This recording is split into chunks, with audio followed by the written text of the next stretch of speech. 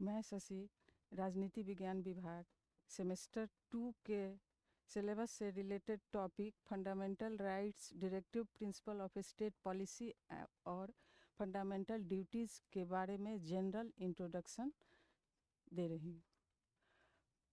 Fundamental rights हमारे संविधान के अनुसार, भारत के संविधान की भांति, अन्य देश के संविधान की भांति भारतीय संविधान भी कुछ राजनीतिक मान्यताओं पर आधारित है, जिसका उद्देश्य एक ऐसे स्वच्छ समाज की स्थापना करना है जो निश्चित रूप से आर्थिक और सामाजिक अवधारणा पर आधारित हो। संविधान निर्माण के समय देश में जो सामाजिक कुरीतियाँ थी, आर्थिक मजबूरियाँ थी देश के सामने में, या बाद में जो विभाजन का दंश झेलना पड़ा, तो हम लोगों को एक ऐसा संविधान चाहिए था जिसमें समाज से छुआछूत, गरीबी, विषमता आदि को दूर किया जा सके और आर्थिक विकास भी तेज़ी से हो सके। साथ ही देश इतना मजबूत स्थिति में हो कि आने वाली किसी भी विषम परिस्थिति का सामना बहुत अच्छी तरह से कर सके और अंतर्राष्ट्रीय जगत में अपने नेशनल इंटरेस्ट को, अपने राष्ट्रीय हित को सेव करने में सुरक्षित हो। इसी कारण से भारतीय संविधान में के द्वारा हम नागरिकों को फंडामेंटल राइट्स दिया गया। फंडामेंटल राइट्स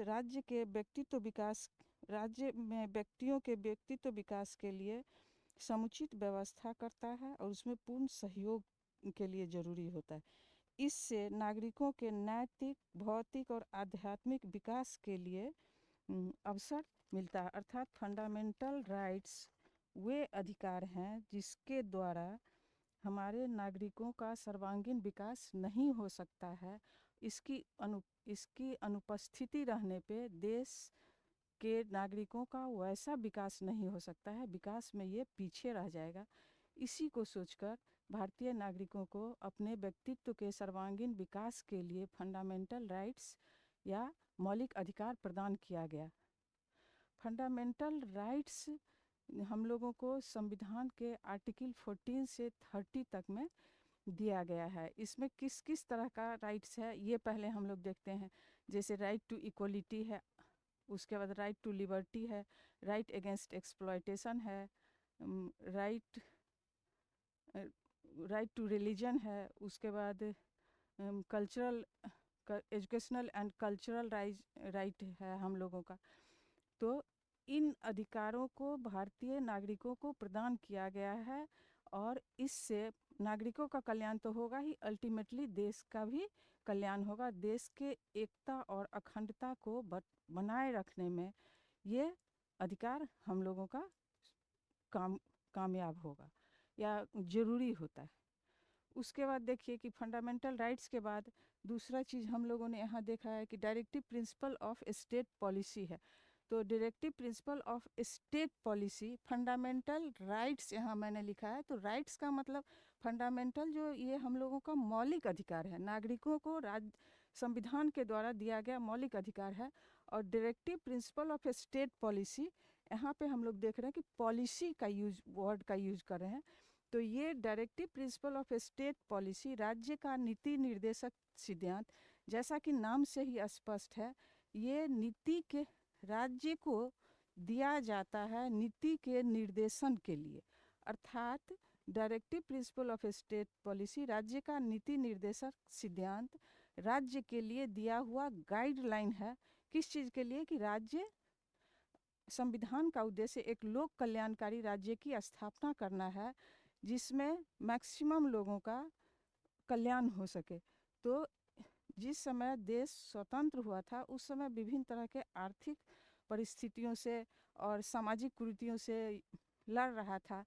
इस पर पूरी तरह से स्वतंत्रता तो मिल गई थी, लेकिन इस पर पूरी तरह से हम लोग उतने सक्षम नहीं थे कि तुरंत इन नीतियों को लागू किया जा सके।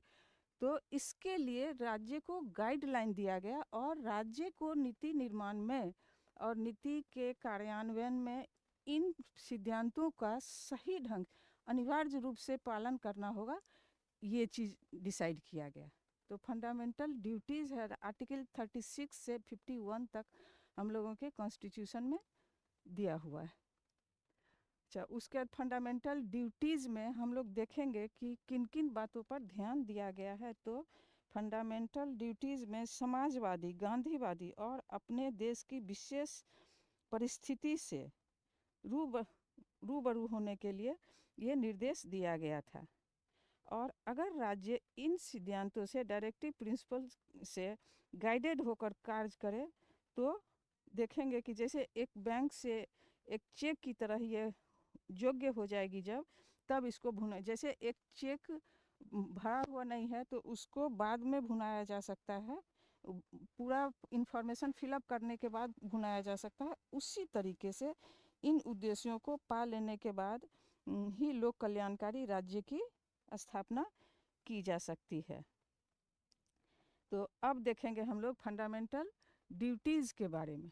फंडामेंटल राइट्स और फंडामेंटल ड्यूटीज़, बहुत सारे देश हैं, जैसे आपको जापान है, रूस है, चाइना है, स्विट्ज़रलैंड है, जहाँ पे फंडामेंटल ड्यूटीज़, मौलिक कर्तव्य को ओरिजिनल कॉन्स्टिट्यूशन में ही राइट कर दिया जाए, ओरिजिनल कॉन्स्टिट्यूशन में ही लिखा होता है स्पष्ट तौर पर।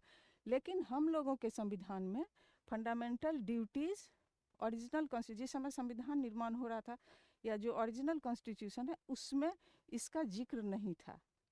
इसका कारण है कि संविधान निर्माताओं ने सोचा था कि जिस तरीके से फंडामेंटल राइट्स हम अपने नागरिकों को दे रहे हैं तो वो कम से कम अपने पॉलिटिकल ऑब्लिगेशन को भी समझेंगे, राजनीतिक उत्तरदायित्व को भी समझेंगे, और इन अधिकारों के बदले में उन्हें फंडामेंटल ड्यूटीज़, अपना कर्तव्य निभाएंगे कि देश के एकता और अखंडता की रक्षा करने में सक्षम हो, वो करने के लिए तत्पर हो, और सामाजिक एकता, सामाजिक समरसता इत्यादि भी बनाए रहना चाहिए। तब जाके हमारे देश का सर्वांगीण विकास तेज़ी से हो सकेगा।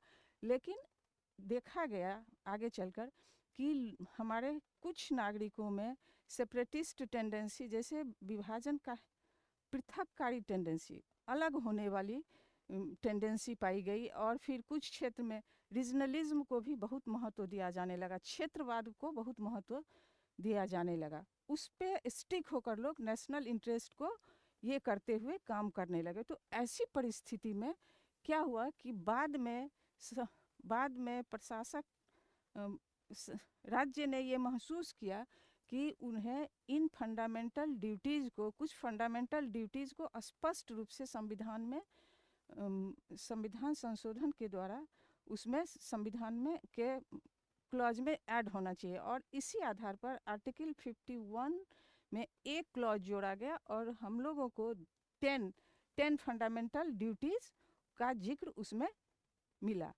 और उस 10 फंडामेंटल ड्यूटीज़ का पालन करना यहाँ के हर एक नागरिकों का कर्तव्य है, उनका दायित्व है। अगर हर एक नागरिक इसका फंडामेंटल राइट्स का उपयोग करते हैं और फंडामेंटल ड्यूटीज़ को भी निभाते हैं, तो इससे संविधान के कार्यान्वयन में और लोक कल्याणकारी राज्य का जो हम लोगों का कंसेप्ट है उस पर कार्य करके आगे बढ़ने में हमें सहूलियत होगी।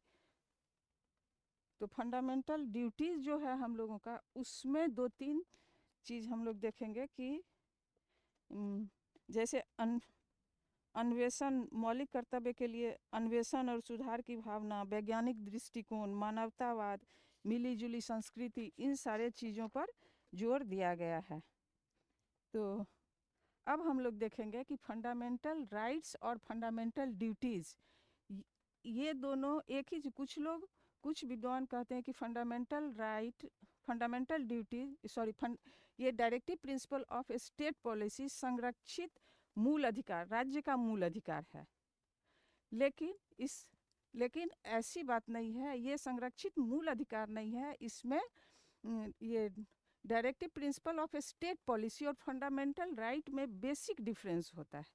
फंडामेंटल राइट्स हम लोगों को संविधान के द्वारा प्रदत्त किया जाता है, और directive principle of state policy ये जो है, तो ये स्टेट पॉलिसी है, स्टेट को दिया हुआ गाइडलाइन है, ये राइट नहीं, स्टेट को दिया हुआ गाइडलाइन है जिसका पालन राज्य को अनिवार्य रूप से करना है।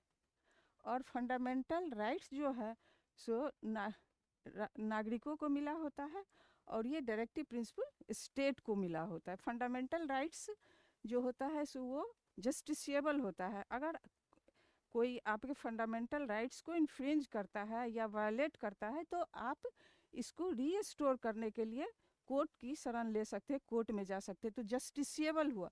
और directive principle of state policy non justiciable है। अगर directive principle of state policy जो आपके कॉन्स्टिट्यूशन के डिफरेंट आर्टिकल्स में दिया हुआ है उसका कहीं वायलेशन होता है तो आप उसको रीस्टोर करने के लिए कोर्ट में नहीं जा सकते। नॉन जस्टिसिएबल का मतलब यही हुआ।